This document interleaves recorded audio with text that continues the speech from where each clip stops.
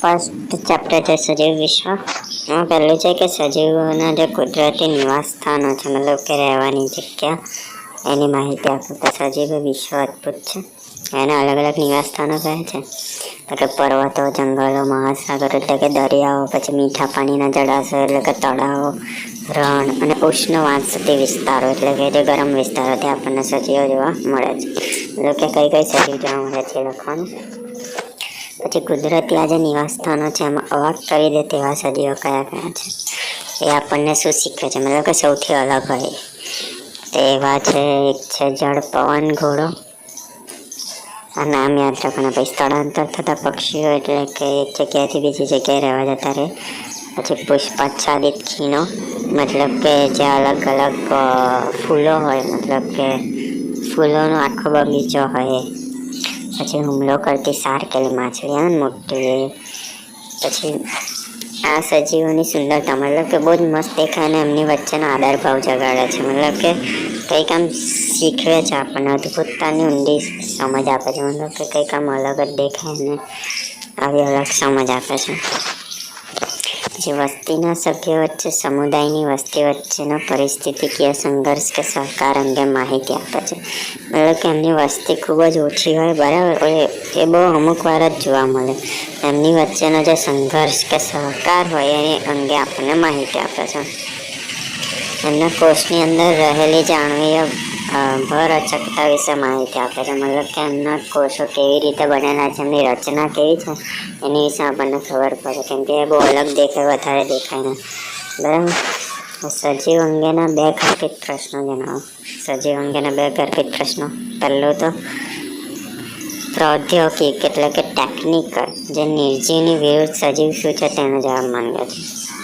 કોઈ નિર્જીવ વસ્તુ છે અને આપણે સજીવ છે, બરાબર. એ નિર્જીવની સામે આપણે શું છીએ, આપણે શું કરી શકીએ છીએ નિર્જીવની સામે, એનો જવાબ માંગે છે. બીજું છે તત્વજ્ઞાન એટલે કે ફિલોસોફિકલ, એને લગતો જે જીવનનો હેતુ છે તેનો જવાબ માંગે છે. મતલબ કે આપણે શું કામ જીવવાનું છે એનો જવાબ માંગે છે. હવે છે કે સજીવોના વિશિષ્ટ લક્ષણો કયા કયા છે. તો કે વૃદ્ધિ છે, પ્રજનન છે, પર્યાવરણ છે, જે સભાનતા અને ચોક્કસ પ્રતિક્રિયાઓ, ચયાપચય, પછી સ્વયંચલન પામવાની ક્ષમતા. આ બધું આપણે ડિટેલ્સમાં જોઈએ તો પહેલું છે વૃદ્ધિ. વૃદ્ધિ એટલે શું? તો કે આમ ઉંમર વધે, કદ વધે, નાનાથી મોટાથી એને કહેવાય વૃદ્ધિ, બરાબર. કદ અને સંખ્યામાં થતો વધારો એ વૃદ્ધિ, એ સજીવનું લક્ષણ છે. બહુકોષીય સજીવો છે, કોષ વિભાજન દ્વારા વૃદ્ધિ પામે છે. મતલબ કે એકમાંથી 2 કોષ કોષોનું વિભાજન છે અને વૃદ્ધિ થાય છે. વનસ્પતિમાં જે કોષ વિભાજન દ્વારા વૃદ્ધિ જીવન પર્યંત થતી રહે છે. કોષ વિભાજન દ્વારા વૃદ્ધિ થતી રહે છે, બરાબર, વનસ્પતિઓમાં. પણ પ્રાણીઓમાં શું છે, ચોક્કસ ઉંમર સુધી જ જોવા મળે. ચોક્કસ ઉંમર સુધી જ વૃદ્ધિ થાય. પછી જે નાશ પામેલા જે કોષો હોય એની જગ્યાએ, મતલબ કેટલીક પેશીઓમાં એનું કોષ વિભાજન થઈ જાય. અમુક ઉંમર સુધી છે. એક કોષી સજીવોમાં કોષ વિભાજનથી વૃદ્ધિ થાય છે. એક કોષીમાં પણ. જે ઉચ્ચ કક્ષાના પ્રાણીઓ અને વનસ્પતિઓમાં જે વૃદ્ધિ અને પ્રજનન હોય છે એ પરસ્પર નિવારક ઘટના છે. મતલબ કે થાય જ છે. મતલબ કે પછી જે નિર્જીવ વસ્તુઓ જે હોય ને એમાં પણ વૃદ્ધિ થાય છે. જેમ કે પર્વતો, એ પણ નિર્જીવ વસ્તુ છે, સજીવ નહીં. પછી શિલાખંડો, મતલબ કે પથ્થરોના એ હોય, પછી રેતીના ઢગલા હોય, એમાં પણ વૃદ્ધિ થતી રહે છે. એમના સપાટી મતલબ કે મોટી નાની એવું બધું થતું રહે છે. એ રીતના વૃદ્ધિ થતી રહે છે.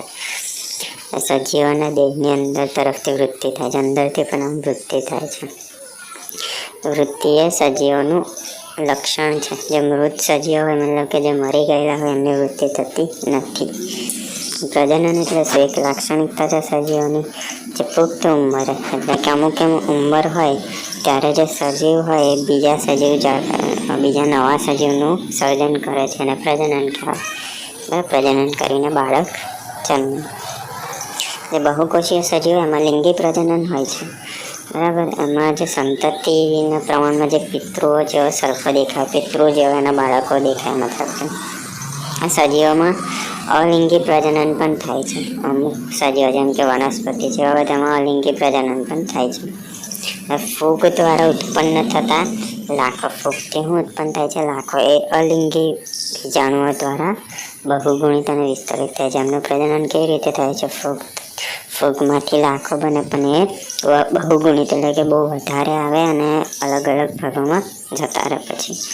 પછી યીસ્ટ અને ચરબી આવે એટલે કે હાઇડ્રા જેવા જે સજીવો છે એમના દ્વારા કલિકા સર્જન દ્વારા અલિંગી પ્રજનન થાય છે. એમની અંદર જે કલિકા સર્જન હોય એના દ્વારા એ લોકોનું અલિંગી પ્રજનન થાય છે.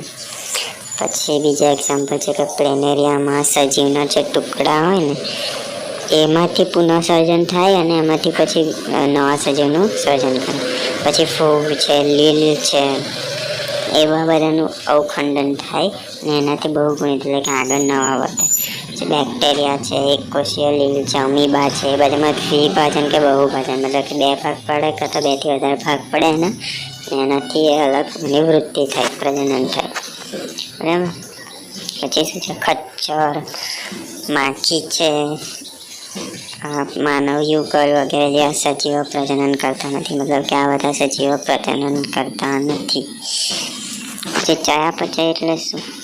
તો કે બધા સજીવો રસાયણોના બનેલા છે ને બીજા જૈવિક અણુઓમાં પરાવર્તિત કરવામાં આવે છે. આ રસાયણોને પરાવર્તિત કરવામાં આવે છે. આ પ્રકારનું પરિવર્તન એ રાસાયણિક કે ચયાપચયિક પ્રતિક્રિયાઓ છે.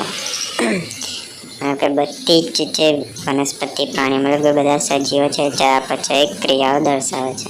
એ આપણા શરીરમાં થતી બધી રાસાયણિક ક્રિયાઓનો સરવાળો છે. મતલબ કે આપણા શરીરમાં અલગ અલગ જે ક્રિયા થાય છે, પાચનની ક્રિયા ને એ બધું, મતલબ કે જે રાસાયણિક ક્રિયાઓ થાય છે એ બધું દર્શાવે છે. દેહોનું કોષીય આયોજન એ જૈવ સ્વરૂપોનું પરિપૂર્ણ લક્ષણ છે. મતલબ કે આપણા જે શરીરના કોષોનું જે આયોજન હોય છે ને એ પણ આનું લક્ષણ છે. પછી પર્યાવરણીય ઉત્તેજનાઓ સામે પ્રતિક્રિયા, મતલબ કે ઠંડી લાગે, ગરમી લાગે પર્યાવરણ સામે, તો જે આસપાસની જે પરિસ્થિતિ કે પર્યાવરણ પ્રત્યેના જે અનુભૂતિ મતલબ કે જે આપણને ખબર પડે આવું થાય છે એની જે ક્ષમતા છે અને પર્યાવરણીય ઉત્તેજનાઓ સામે જે આપણે પ્રતિક્રિયા આપણે કે મતલબ કે ઠંડી લાગે છે તો આપણે એની સામે શું પ્રતિક્રિયા કરીશું? સ્વેટર પહેરીશું. બરાબર. એ દરેક સજીવનું સ્પષ્ટ દેખાતું કે યાંત્રિક રીતે જટિલ લક્ષણ છે, મતલબ કે આપણને જટિલ લક્ષણ છે. સંવેદન અંગો દ્વારા આપણને પર્યાવરણની અનુભૂતિ થાય છે. સંવેદન અંગો એટલે કે આપણી ચામડી છે, એવું બધું અલગ અલગ જીભ છે, તો આપણને ખબર પડે કે ઠંડી લાગે છે કે ગરમી લાગે. પછી વનસ્પતિઓ અને પ્રાણીઓ બંને પ્રકાશ એટલે કે આંખથી આપણને ખબર પડે. પછી પાણી, તાપમાન, પેલું ગરમ ઠંડુ અને અન્ય સજીવો, પ્રદૂષકો વગેરે જેવા જે બાહ્ય પરિબળો અને પ્રતિક્રિયા આપે છે એટલે આપણને ખબર પડી જાય આ બધી વસ્તુઓ. પછી આદિકોષી કેન્દ્રીયથી લઈ ખૂબ જ જટિલ સુકોષ કેન્દ્રીય બધા જ સજીવો મતલબ કે બધા જ સજીવો પર્યાવરણના ઈશારા પ્રત્યે પ્રતિક્રિયા આપે છે. સભાનતા સજીવોના સંપૂર્ણ ગુણધર્મો. આજે ઋતુ સંવર્ધિત વનસ્પતિ મતલબ કે અમુક ઋતુમાં જ આવે એવા જે વનસ્પતિ હોય ને અમુક ઋતુમાં મતલબ કે ખાલી શિયાળામાં આવે એવું બધું અલગ અલગ હોય ને એવા જે પ્રાણી બંને પ્રકારના સજીવોમાં જે પ્રજનન પર પ્રકાશ સંવેદની અસર થાય છે. મતલબ કે એ લોકો ખાલી શિયાળામાં આવે બરાબર, તો ઉનાળામાં એ લોકો મતલબ કે ના દેખાય, તો એમાં એ લોકોને પ્રકાશની અસર થાય. દરેક સજીવો તેમની આસપાસના પર્યાવરણથી જાગૃત હોય છે. આપણને ખબર હોય પર્યાવરણ કેવું છે કેવું નહીં બધું આપણને ખબર છે. માણસ એકમાત્ર એવો સજીવ છે જે આપમેળે જાગૃત રહે છે, મતલબ કે આપણને બધું ખબર પડી જાય છે. બરાબર. આમ જે સભાનતા એ દરેક સજીવનો સંપૂર્ણ ગુણધર્મ છે. સ્વયં સભાનતા એટલે કે પોતાને ખબર હોય કે આવું આવું થશે. બરાબર, આટલું છે.